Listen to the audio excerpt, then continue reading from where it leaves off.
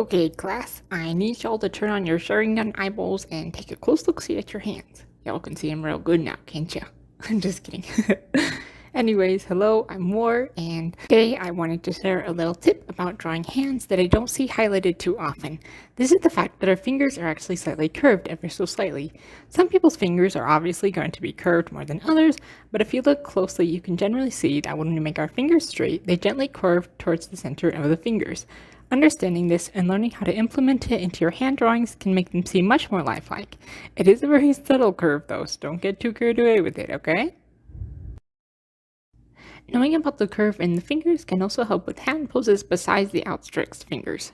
You can see how the curve of the fingers affects all these different poses. I call it a curve, but here I'm using straight angles for a clearer visual aid. Generally, the curving occurs at the joints and angles the fingers inward. If you look closely at lots of different hand poses, I am sure you'll find lots of different ways the fingers curve. I wasn't entirely joking about the Sharingan thing earlier. Part of getting better at art is of course training the hand to capture everything, but it's also very important to train the mind and eyes to look very closely at things to try and see all the subtle details.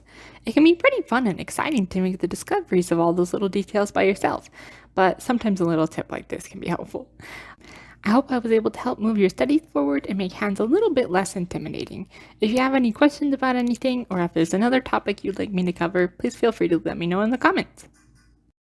Also, I'm trying to grow my channel, so if you find this video or any of my other videos fun, educational, or whatever it is you like about them, please consider leaving a like, a comment, sharing the video, or maybe even subscribing. I really love seeing all your sweet comments. Thank you all so much for your support so far, and I hope to see you in the next one. Thank you so much for watching, and have a wonderful day.